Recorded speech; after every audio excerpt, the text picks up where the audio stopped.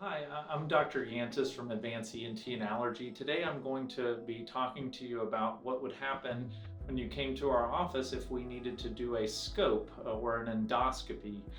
This is an example of a camera that we would use in that situation, and it allows us to see deeper in your sinus passages as well as even deeper in your throat than what a regular light can do.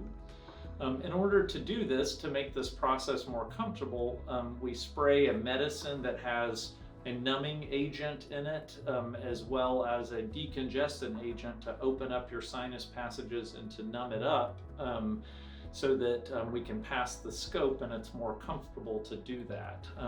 If you look here at my diagram, essentially, to get a good view of the voice box, we use the scope and we go in through the sinuses and curve it around down into the area where your larynx or voice box is to get a good look there. And we can also just use it to look into your sinus passages itself, to see if there are any signs of infection or sinus polyps or inflammation that can be bothering you.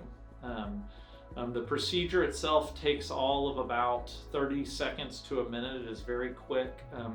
Many people that have had a COVID test compare it to kind of like having a COVID test, but I would say that you don't get numbing medicine for a COVID test, so in some ways it's better, and you do not need to have anyone drive you to have the procedure done. You can get it done on the same day as your initial evaluation with us.